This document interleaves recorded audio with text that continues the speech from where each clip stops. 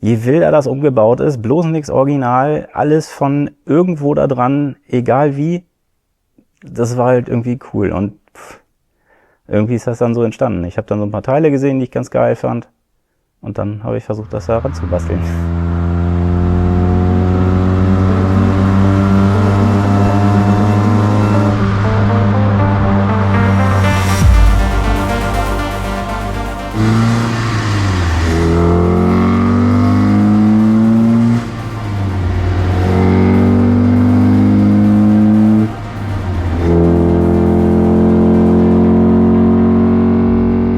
Umbauen würde ich nichts mehr. Das ist also Thema durch, würde ich auch nie mehr so bauen. Also das war früher nun mal so, die Zeit. Heutzutage würde ich es nicht mehr so machen, würde ich ein bisschen auf dezenter gehen. Aber ich finde es immer noch geil. Man wird überall angeguckt, wenn du damit fährst. Das ist schon cool. Und im Moment genieße ich das einfach.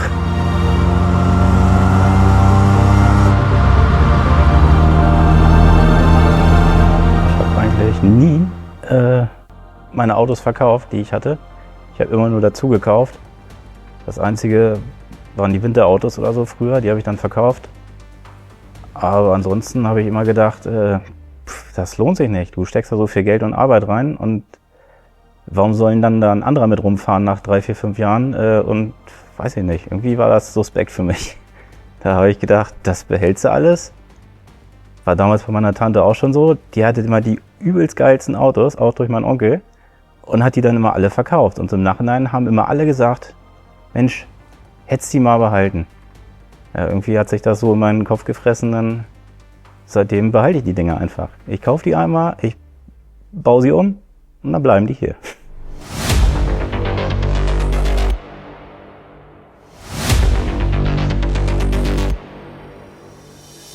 Hi, ich bin Dennis, komme aus dem Kreis Uelzen und das ist mein Kadett E GSI 16V.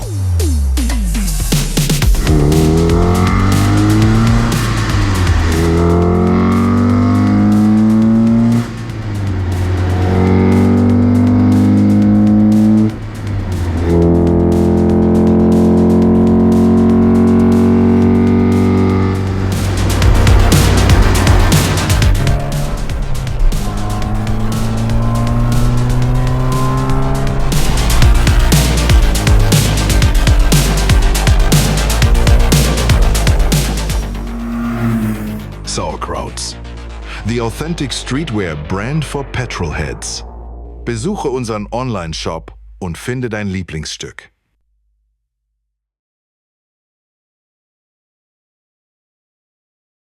Also den E-Kadett fand ich richtig geil früher.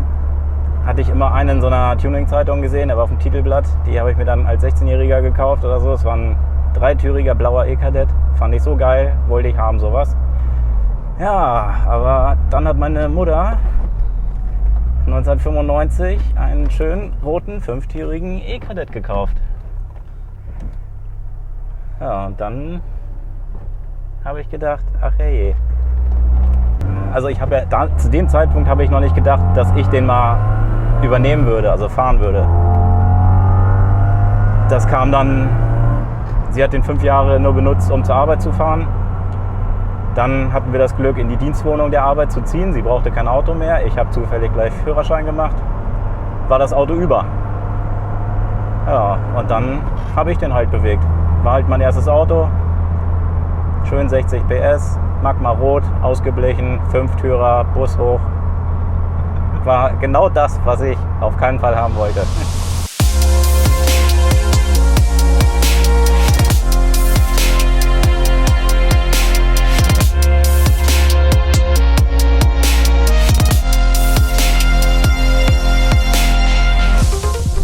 Meine ganze Familie hat Opel gefahren, schon immer. Die ausschlaggebende Person war, glaube ich, mein Onkel. Der war damals Meister bei Opel. Ich habe immer als Kleiner dann zugeguckt, wie er zu Hause an Autos geschraubt hat. Seine eigenen. War natürlich alles Opel. Ja, und dann irgendwann ging das los. Weißt du noch, als es nicht nur um Likes ging, sondern um die nächste Ausfahrt und die Zeit mit deinen Freunden, als Benzingespräche Stunden gedauert haben und jeder Wagen individuell war? Genau dieses Gefühl bringen wir zurück. Feiert mit uns die gute alte Zeit auf dem Good Old Times Event am 5. September 2026 im Museumspark Rüdersdorf. Habt eine entspannte Zeit oder feiert mit uns bis in die Nacht. Es erwarten euch 600 Ausstellungsfahrzeuge, ein großer Foodcourt und eine fette 90er-Party mit Dune und Rockstrom. Good Old Times ist nicht nur ein Tuning-Event, es ist ein Gefühl. Also sei dabei und sichere dir jetzt noch dein Ticket. Die limitierten Tickets bekommt ihr auf www.goodoldtimes-event.de.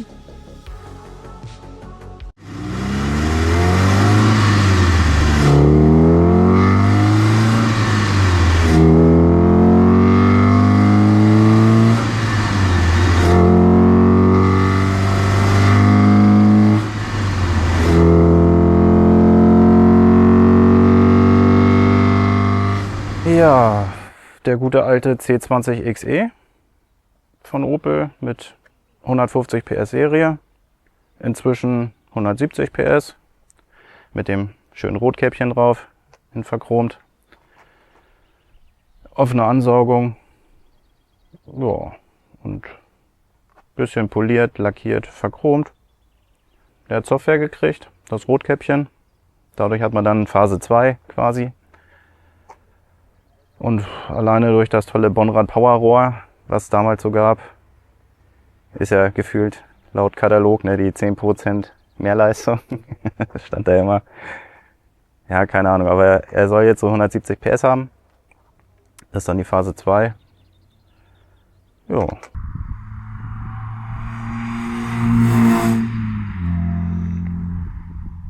Ja, zornig. Also hast ja noch einen Bautenzug zwischen Gaspedal und Drosselklappe, ne? Kein Poti wie heute die Autos, wo du drückst, dann passiert gar nichts und dann geht er erst los, sondern wenn du da drauf drückst, der schreit gleich los, ne? Das ist ganz witzig.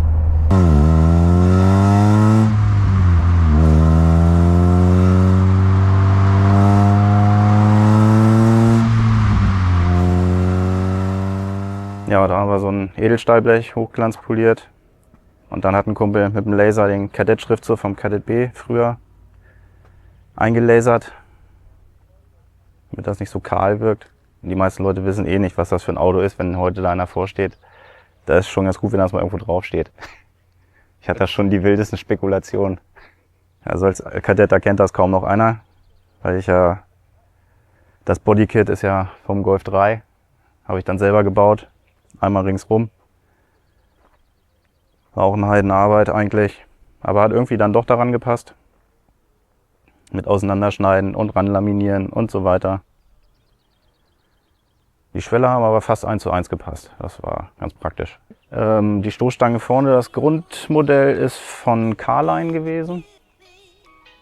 Und die Seitenschweller, ich vermute fast, das war CSR.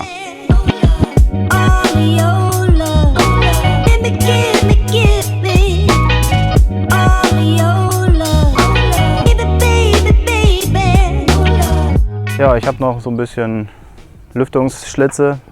Damals haben sie alle vom T4 die Schlitze eingeschweißt.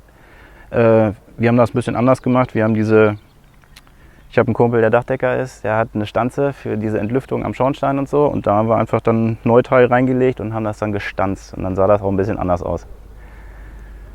So, und dann fand ich eigentlich immer vom M3 BMW die Entlüftung ganz cool. Die gab es dann auch noch mal irgendwie, die habe ich dann da reingebaut.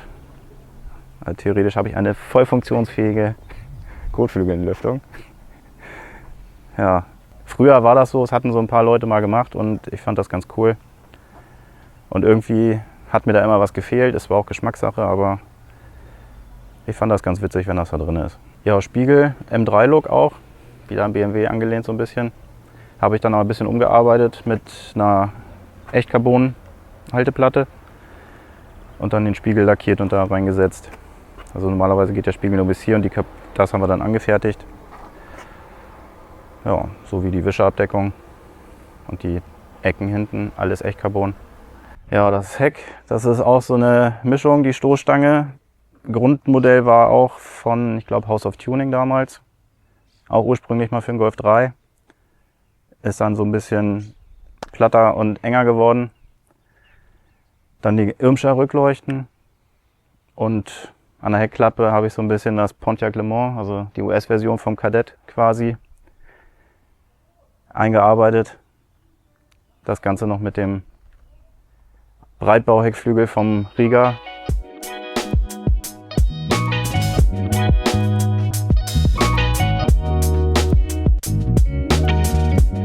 Ja, wir sehen Oldschool, Baumarktausbau gefühlt. Leder, MDF.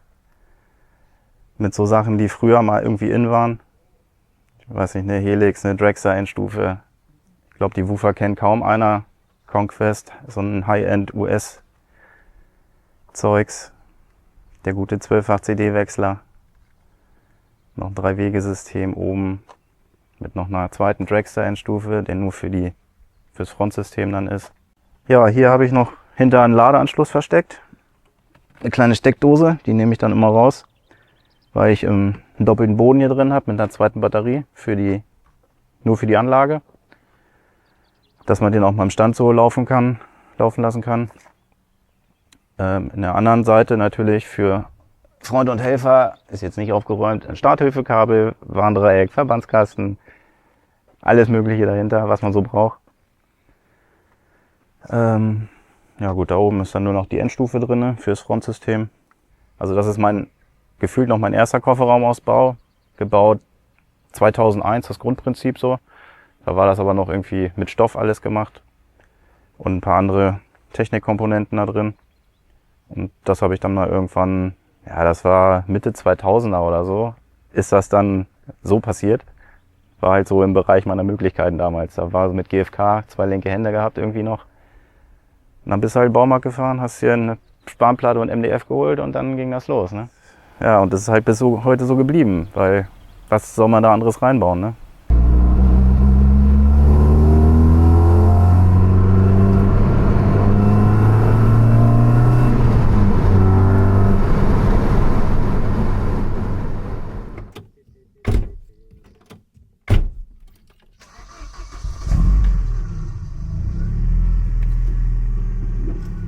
Innenraum ist ein Astra F Armaturenbrett reingewandert mit der kompletten Heizung, mit dem kompletten Wärmetauscher, dass das auch alles funktioniert und alles mit Echtcarbon bestückt so.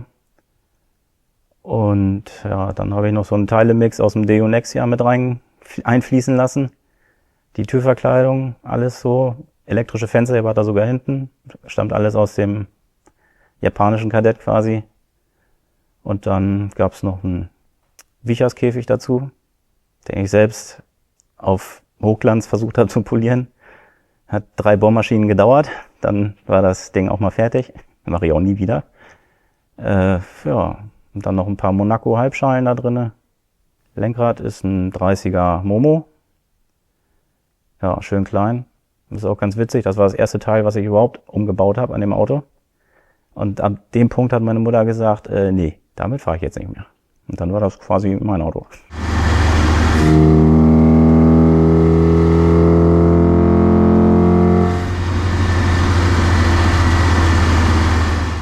Ja, der Digitacho, der kam auch aus dem Schlachter mit raus. So wie der ganze Kabelbaum, alles von vorne bis hinten.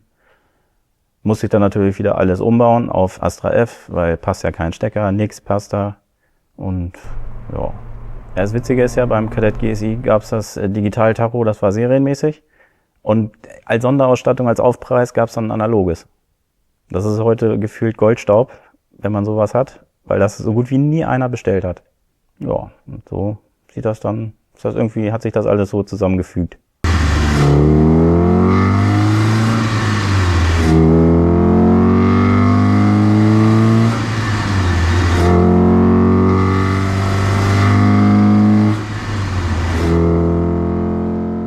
Seit so letztem Jahr ist das perfekt zu fahren, also kann man wie ein ganz normales Auto fahren. Vorher, die Jahre früher mit dem Fahrwerk, das war eine echte Katastrophe. Nur am Hoppeln, nur am Durchschlagen, nur am, keine Ahnung. Ich habe ihn dann auch viel getrailert, weil da hast du keinen Bock irgendwie 100, 200 Kilometer zu fahren auf irgendein Treffen. Ja, und dann kam jetzt ein KW rein und seitdem ist das irgendwie wie ein neues Auto.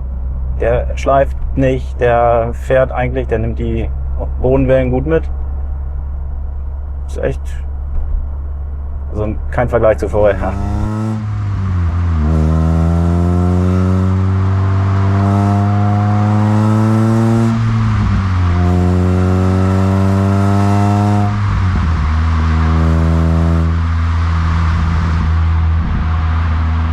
Ja, Felgen habe ich zweiteilige R&H ZW3 in 9x17 ET25 ringsrum, was auf dem E-Kadett schon echt wild ist.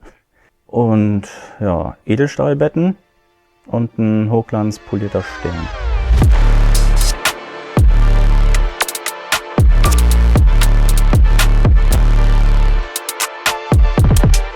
Gut, der hat alles durchlebt, von Originalfront mit nur aufgeklebtem bösen Blick bis hin zu GSI-Teile dran, Stoßstange.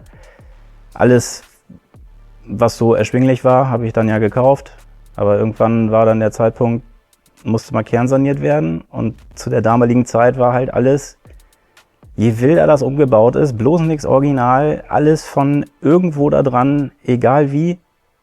Das war halt irgendwie cool. Und irgendwie ist das dann so entstanden. Ich habe dann so ein paar Teile gesehen, die ich ganz geil fand. Und dann habe ich versucht, das da ranzubasteln. Ja, kurz nach der ersten Restauration sozusagen oder ersten Neuaufbau, da hat es uns dann auf dem Weg zum Opel-Treffen ein bisschen zerrissen. Hatte ich einen schweren Unfall mit 7 Autos, ein LKW. Ja, der Kadett ging da leider nicht ganz so gut raus. Und dann hatte ich da nur noch einen Trümmerhaufen. Ja, also jeder andere hätte ihn dann wirklich weggeschmissen wahrscheinlich. Aber ich zu dem Zeitpunkt in der Ausbildung, wenig Geld. Das Geld von der Versicherung hat auch ewig gedauert, bis das gekommen ist. Ja, zu dem Zeitpunkt habe ich gedacht, okay, kaufst was anderes. Wäre irgendein Standardauto in Frage gekommen, wäre die Kohle weg gewesen. Aber dann fährst ein Standardauto durch die Gegend und irgendwie konnte ich das mit eurem Gewissen nicht vereinbaren. Und ja, dann habe ich gedacht, scheiße, baust ihn halt nochmal neu auf.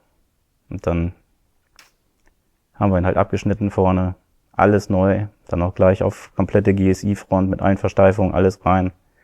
Dann noch ein 16V Originalen als Spender gekauft.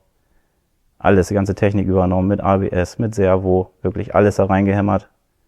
Ja, und dann, ja, Geld für Lackieren war auch nicht mehr da. Dann habe ich dann zu Hause bei uns in der Garage lackiert, die gerade neu gebaut war. Das war ein schwieriges Thema. Man findet heute noch roten Staub. Ja, und das habe ich dann alles wieder so in Eigenregie hingebaut.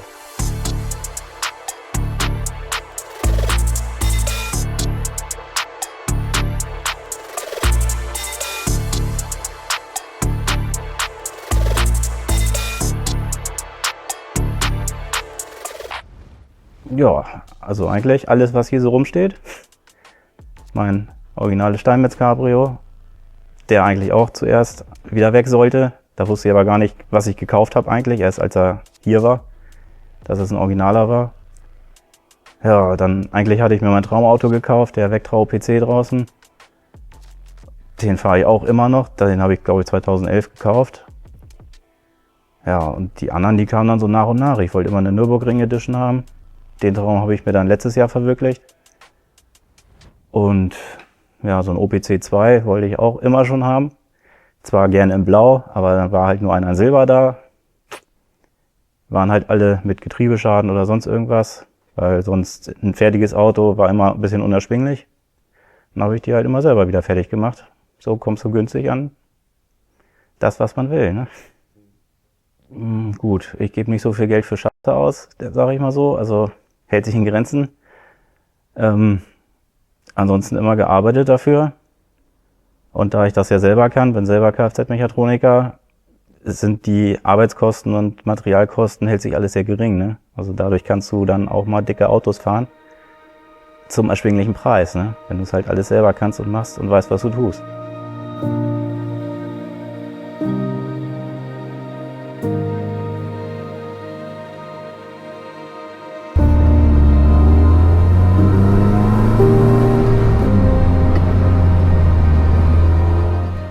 Er ist nicht perfekt, so überhaupt nicht, weil ist immer noch so auf Stand von 2009 quasi.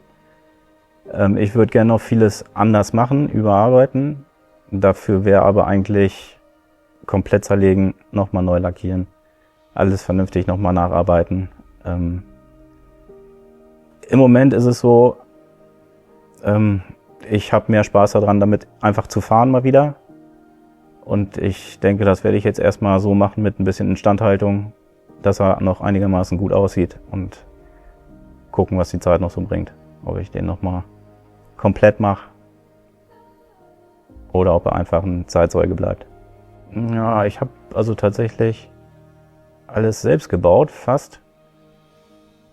Ja, also bedanken höchstens bei meinem Onkel. Der hat den ganzen Mist eigentlich verbrochen von Anfang an, dass das jetzt so ist, wie es ist. Der hat mich damals auch unterstützt. Ich durfte den ersten Neuaufbau bei ihm im Garten machen, auch unter freiem Himmel. Ja, also, ja, Dankeschön. Okay, ja, dann hoffe ich, euch hat das Video gefallen. Vielen Dank fürs Zugucken. Wenn ihr Bock habt, abonniert den Kanal. Lasst gerne ein Like da, schreibt gerne was in die Kommentare. Vielleicht kennt ihr den Wagen auch noch von früher, von diversen Veranstaltungen, wer weiß. Ich würde mich freuen. Ja, und dann tschüss.